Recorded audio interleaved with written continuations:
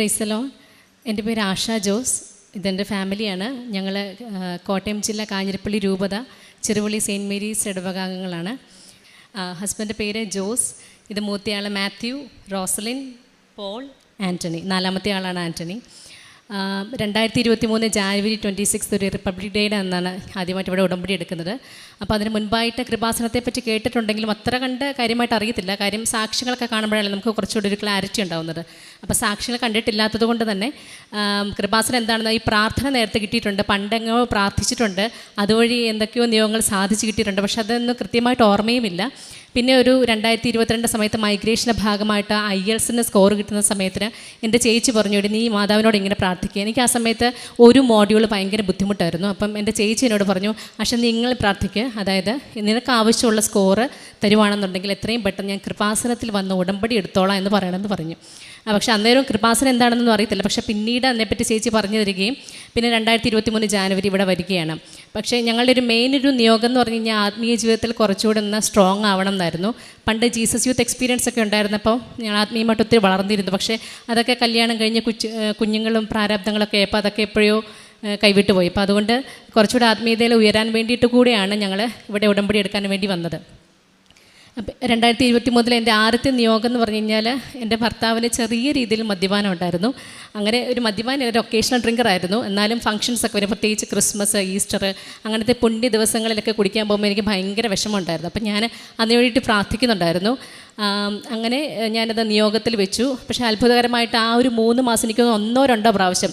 പക്ഷേ അപ്പോഴൊക്കെ ഭർത്താവ് എപ്പോഴൊക്കെ കുടിച്ചിട്ടുണ്ടോ അപ്പോഴൊക്കെ ഞങ്ങളുടെ ജീവിതത്തിൽ എന്തെങ്കിലും പ്രശ്നം ഉണ്ടായിട്ടുണ്ട്. അതായത് കുട്ടികൾക്ക് പനിയുണ്ടാകും. പിന്നെ മെയിനായിട്ട് നിങ്ങൾക്ക് വിശ്വസിക്കുമെന്ന് അറിയത്തില്ല, പക്ഷേ പാമ്പിനെ കാണുമായിരുന്നു ഞാൻ വീടിൻ്റെ ഏതെങ്കിലും ഭാഗത്ത്.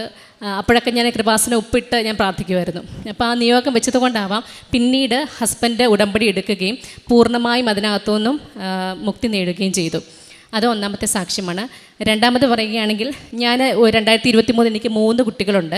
അപ്പോൾ ആ സമയത്ത് ഞങ്ങൾക്ക് കൂടുതൽ കുഞ്ഞുങ്ങൾ വേണമെന്ന വിവാഹത്തിന് മുൻപേ ഞങ്ങളുടെ ആഗ്രഹമായിരുന്നു, പ്രത്യേകിച്ച് പ്രോ ലൈഫുമായിട്ട് ബന്ധപ്പെട്ടൊക്കെ വർക്ക് ചെയ്തതുകൊണ്ട്. പക്ഷേ 3 സിസേറിയൻ ആയതുകൊണ്ട് ഡോക്ടേഴ്സ് എല്ലാം കോംപ്ലിക്കേറ്റഡ് ആണ്, ഒരു നെക്സ്റ്റ് ഒരെണ്ണം കൂടെ ഇനി ട്രൈ ചെയ്യാൻ പാടില്ല എന്നൊക്കെ പറഞ്ഞിരുന്നത്. അപ്പോൾ അങ്ങനെ അത് ഉടമ്പടി നിയോഗമായിട്ട് വെച്ചു. അത് എനിക്കൊന്ന് 4th നിയോഗം മറ്റോ ആയിരുന്നു. അത് ഞാൻ 2023 ജപമാല റാലി പങ്കെടുത്ത് തിരിച്ച് വീട്ടിൽ പോയപ്പം ഭയങ്കര ക്ഷീണമൊക്കെ ആയി ഹോസ്പിറ്റലിൽ പോവുകയും അങ്ങനെ നടന്ന ടെസ്റ്റിലാണ് വീണ്ടും പ്രഗ്നൻ്റ് ആണെന്ന് അറിയുന്നത്. അപ്പോൾ അത് ഞങ്ങൾക്ക് വലിയൊരു ഞാൻ അന്നത്തെ വൈക്കത്ത് ഞാനിപ്പോഴും ഓർക്കുന്നുണ്ട്, മറ്റുള്ളവരെ അധികം ബുദ്ധിമുട്ടിക്കാതെ എനിക്കൊരു കുഞ്ഞിനെ തരണം. കാരണം അറിയാമല്ലോ 3 സിസേറിയൻ, ഇത്രയും ചെറിയ കുഞ്ഞുങ്ങൾ. അപ്പോൾ എൻ്റെ പേരൻസും ഇവിടുത്തെ പേരൻസും എല്ലാവരും ഒത്തിരി ബുദ്ധിമുട്ട്. അപ്പോൾ അവരെ അധികം ബുദ്ധിമുട്ടിക്കാതെ, പക്ഷേ ബുദ്ധിമുട്ടേണ്ടി വന്ന് കുറച്ചൊക്കെ. കാരണം എന്താണെന്ന് വെച്ചാൽ 4ാമത്തെ പ്രഗ്നൻസി നല്ല കോംപ്ലിക്കേഷൻസ് ഉണ്ടായിരുന്നു. ഈ ഒരു 5-6 വർഷത്തിനിടയിൽ ഈ 4 സിസേറിയൻ എന്നൊക്കെ പറയുമ്പോഴത്തേക്ക് നമ്മുടെ ആ ഒരു സ്കാറിൻ്റെ തിക്നെസ് വളരെ കുറയുകയും റപ്ചർ ആകാനുള്ള സാധ്യത ഡോക്ടേഴ്സ് എപ്പോഴും പറയുമായിരുന്നു. അപ്പോൾ ഓരോ പ്രാവശ്യം പോകുമ്പോഴും ഒത്തിരി കാര്യങ്ങൾ ലിമിറ്റ് ചെയ്തു. കുട്ടിയെ എടുക്കാൻ പാടില്ല, തൂക്കരുത്, നടക്കരുത്, കുനിയരുത്, അങ്ങനെ. പിന്നെ പോകെ അതൊത്തിരി കണ്ടമാനമോ കൂടി വന്നു. ഡോക്ടർ ഒരു കംപ്ലീറ്റ് ഒരു ബെഡ് റെസ്റ്റിലേക്കാണ് പറഞ്ഞത്. അപ്പോൾ അങ്ങനെ ഒരു 20 വീക്സ് ഒക്കെ ആയപ്പോഴത്തേക്ക് പറഞ്ഞു നെക്സ്റ്റ് വീക്കിൽ വന്ന് അഡ്മിറ്റ് ചെയ്യണം. അത് കഴിഞ്ഞ് പറഞ്ഞു 25th വീക്കിൽ നമ്മൾ എന്താണെങ്കിലും എടുക്കും. അങ്ങനെ ഞങ്ങൾ ഒരു പേടിച്ചുകൊണ്ടിരുന്നു. അങ്ങനെ 2024 ഞാൻ ഓൺലൈൻ ഉടമ്പടി എടുത്തു. മാതാവിനോട് ഇങ്ങനെ പ്രാർത്ഥിച്ചു, മാതാവേ നമുക്ക് കേട്ടിട്ടുണ്ടല്ലോ 36 ആഴ്ച ഉണ്ടായ ഒരു കംപ്ലീറ്റ് ബേബിയാണ്, ഹെൽത്തി ബേബിയാണ്. അപ്പം 36 ആഴ്ച കംപ്ലീറ്റ് ചെയ്തിട്ട് അതുവരെ മാതാവ് എൻ്റെ കുഞ്ഞിനെ നന്നായിട്ട് കാത്തോണേ എന്ന് പ്രാർത്ഥിച്ചിരുന്നു. അതിന് പ്രകാരം അത്ഭുതകരമായിട്ട് കറക്റ്റ് 36 ആഴ്ച കംപ്ലീറ്റ് ചെയ്യുന്ന ഒരു ട്യൂസ്ഡേ ആണ് എനിക്ക് സിസേറിയനിലൂടെ മോനെ കിട്ടിയത്. മോൻ്റെ പേര് ആൻ്റണി എന്നാണ്. അത് അന്തോണീസ് പുണ്യാളൊരു നേർച്ചയുണ്ടായിരുന്നു പേരിടാവുന്നത്, അതുകൊണ്ട് ആൻ്റണി എന്നാണ് പേരിട്ടത്. അതാണ് ഒരു സെക്കൻഡ് സാക്ഷി. പിന്നെ എൻ്റെ മൂത്ത മോൻ മാത്യു, അവന് LKG ചേർത്തപ്പോൾ തന്നെ വീട്ടിൽ നല്ല രസമാണല്ലോ, ഇവിടെ വീട് ഒരു അംഗൻവാടി പോലെയാണല്ലോ, കുട്ടികളൊക്കെ ഉള്ളതുകൊണ്ട്. അപ്പോൾ ഈ കളിച്ച് നടക്കുന്നതുകൊണ്ട് അവന് സ്കൂളിൽ പോകാൻ അത്ര താല്പര്യമില്ല. സ്കൂളിൽ പോകുമ്പോൾ എപ്പോഴും വിഷമമാണ്, എപ്പോഴും കരച്ചിലാണ്. അപ്പോൾ അതും ഞങ്ങളുടെ മുകളിൽ നിങ്ങൾക്കൊക്കെ അതിൽ നിസ്സാരമായിട്ട് തോന്നാം, പക്ഷേ അത് ഭയങ്കര ഇൻ്റർനാഷണൽ പ്രോബ്ലമായിരുന്നു ഞങ്ങളെ സംബന്ധിച്ച്. അപ്പോൾ അതിനുവേണ്ടി എപ്പോഴും പ്രാർത്ഥിക്കുമായിരുന്നു. അങ്ങനെ അതും നിയോഗത്തിൽ വെച്ചു. ഉടമ്പടി തൈലവും ഉപ്പും നേർച്ച വസ്തുക്കളെല്ലാം കൊടുത്തായിരുന്നു അവനെ വിട്ടിരുന്നത്. പിന്നെ അവൻ്റെ സ്വഭാവത്തിൽ കുറേ മാറ്റങ്ങൾ കണ്ടു. അവൻ സ്കൂളിൽ പോകാൻ ഭയങ്കര താല്പര്യം കാണിക്കുന്നത് പോലെ. അപ്പോൾ അത് ഞങ്ങളെ സംബന്ധിച്ച് ഭയങ്കര സന്തോഷം. അതിന് മാധവൻ ഒത്തിരി നന്ദി പറയുന്നു. അത് പിന്നെ ഒത്തിരി രോഗസൗഖ്യങ്ങൾ, അത് എനിക്ക് ഞാനത് നോട്ട് ചെയ്ത് വെച്ചിട്ടില്ല, അത്രയധികം രോഗസൗഖ്യങ്ങൾ ഞങ്ങൾക്ക് കിട്ടിയിട്ടുണ്ട്. അതുപോലെ സാമ്പത്തിക, അതെ, വളരെ ഇമ്പോർട്ടൻ്റ് ആയിട്ടൊരു കാര്യമായിരുന്നു. ഞങ്ങൾക്ക് ഈ മണി മാനേജ്മെൻറ്റിൻ്റെ കാര്യത്തിൽ ഭയങ്കര വീക്കായിരുന്നു. ഞങ്ങൾ ഈ സാമ്പത്തിക വിശുദ്ധി എന്ന് പറയുന്ന സംഭവം തീരെയില്ലായിരുന്നു. എന്ന് വെച്ചാൽ ഞങ്ങൾ കണ്ടമാനം ലാവിഷാക്കുന്ന ആൾക്കാരല്ല. പക്ഷേ എങ്ങനെയാണെന്ന് അറിയത്തില്ല, ഒരു സാലറി കിട്ടി വിത്തിൻ 10 days സാലറി മുഴുവൻ തീരും. എന്നിട്ട് പിന്നെ കസിൻസിൻ്റെയും ഫ്രണ്ട്സിൻ്റെ കയ്യിൽ നിന്നൊക്കെ കടം വാങ്ങിക്കേണ്ട അവസ്ഥയായിരുന്നു. എല്ലാ മാസവും ഇത് തന്നെയായിരുന്നു. അപ്പോൾ ഇത് ഞാൻ ആദ്യ ഉടമ്പടി എടുത്തപ്പോൾ തന്നെ ഒരു 3ാമത്തെ നിയോഗമായിട്ട് വെച്ചിരുന്നു.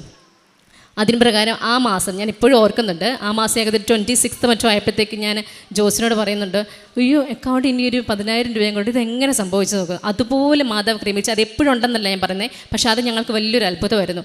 അതിനുശേഷം അറിയാമല്ലോ, 4 കുഞ്ഞുങ്ങളെ വളർത്തിക്കൊണ്ടുവരാൻ അവരുടെ പഠന ചിലവ്, മെഡിക്കൽ കാര്യങ്ങളൊക്കെ ഒത്തിരി ചിലവ് വരുന്നുണ്ട്. പക്ഷേ അതൊക്കെ എങ്ങനെയൊക്കെ ആണെങ്കിലും കർത്താവ് അത് നടത്തി തരുന്നുണ്ട്. അപ്പോൾ ഈ ഉടമ്പടിയോട് ചേർന്ന് നിൽക്കുന്ന, അതുകൊണ്ട് തന്നെ ജീവിതാന്ത്യം വരെ ഇത് ഇങ്ങനത്തെ ഭൗതിക കാര്യങ്ങൾ നേടാൻ വേണ്ടിയിട്ട് മാത്രമല്ല കേട്ടോ, നിത്യതയിലെ കർത്താവിനോടൊപ്പം ആയിരിക്കണം തന്നെയാണ് ഞങ്ങളുടെ ഏറ്റവും പ്രധാനപ്പെട്ട ആഗ്രഹം.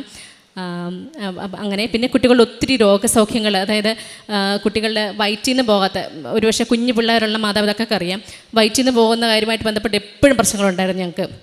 പക്ഷേ ഇപ്പോൾ പിള്ളേർ തന്നെ പറയും, വയറ്റിൽ നിന്ന് പോകാനുള്ള സമയമാകുമ്പോൾ അമ്മയെ കൃപാസനമായിട്ട് പ്രാർത്ഥിക്കുക, അല്ലെങ്കിൽ കൃപാസനം തൈലം താന്നൊക്കെ വന്ന് പ്രാർത്ഥിക്കും.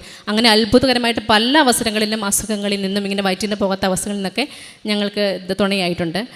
കാരുണ്യ പ്രവർത്തകളെ പറ്റി പറയുകയാണെങ്കിൽ, ഞങ്ങൾ ദൈവം സഹായിച്ച് നേരത്തെ മുതലത്തെ ദശാംശത്തിനെ പറ്റി നല്ല അറിവുള്ള ആൾക്കാരായിരുന്നു. അത് കൃത്യമായി പാലിച്ചിരുന്നില്ലെങ്കിൽ പോലും ദശാംശമൊക്കെ മാസത്തിൽ കഴിവതും കൊടുക്കുമായിരുന്നു. അപ്പം ഈ ഉടമ്പടി എടുത്തതിന് ശേഷം ഞങ്ങൾ കുറച്ചുകൂടെ ആ കാര്യങ്ങളിൽ തീക്ഷ്ണത കാണിച്ചു. ആർക്കെങ്കിലും സാമ്പത്തികമായിട്ട് ബുദ്ധിമുട്ടൊക്കെ അനുഭവിക്കാൻ ഞങ്ങൾക്ക് കഴിയുന്നല്ല കടം വാങ്ങിച്ചും കൊടുക്കാൻ ഞങ്ങൾ ശ്രമിച്ചിട്ടുണ്ട്. പിന്നെ അതുപോലെ ഞങ്ങളുടെ കാഞ്ഞിരപ്പള്ളിയിൽ പെനിവേൽ ആശ്രമം എന്ന് പറഞ്ഞിട്ടൊരു സൈക്കോ സോഷ്യൽ റീഹാബിലിറ്റേഷൻ സെൻ്ററുണ്ട്. അവിടെ ഹസ്ബൻഡ് അവിടെ പോകുന്നുണ്ട്.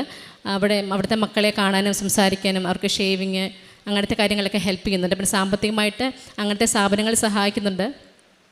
പിന്നെ അതുപോലെ പത്രം വിതരണം, അതെല്ലാം ഹസ്ബൻഡാണത് കൂടുതലായിട്ടും ചെയ്യുന്നത്. എനിക്കങ്ങനെ ഇറങ്ങിപ്പോകാൻ സാധിച്ചിട്ടില്ലായിരുന്നു. ഹസ്ബൻഡ് നേരത്തെ കോയമ്പത്തൂരൊക്കെ പോയ സമയത്ത് തമിഴ് പത്രങ്ങളൊക്കെ വാങ്ങിച്ച് അവിടെ കൊണ്ട് കൊടുക്കുമായിരുന്നു. പിന്നെ എല്ലാവരോടും കുറേ നേരം പ്രാർത്ഥിച്ചിട്ടാണ് പത്രം വിതരണം ചെയ്യുന്നത്. പിന്നെ ഞങ്ങളുടെ ആത്മീയ ജീവിതത്തിൽ ഒത്തിരി വളർച്ച സംഭവിച്ചിട്ടുണ്ട്.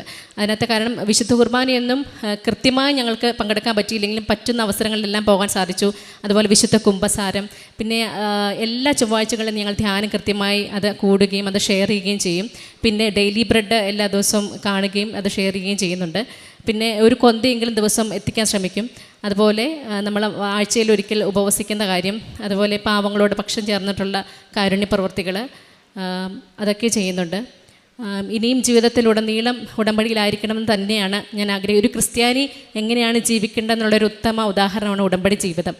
ആദ്യം അവിടുത്തെ രാജ്യനീതി അന്വേഷിക്കുക, ബാക്കിയെല്ലാം കൂട്ടിച്ചേർക്കപ്പെട്ടുള്ളൂ. നമ്മൾ കർത്താവിന് ഇഷ്ടപ്പെടുന്ന രീതിയിൽ ജീവിക്കുക, കർത്താവ് നമ്മുടെ കാര്യങ്ങളെല്ലാം. അത് ഞങ്ങളുടെ അനുഭവത്തിൽ നിന്ന് ഞാൻ പറയുകയാണ്.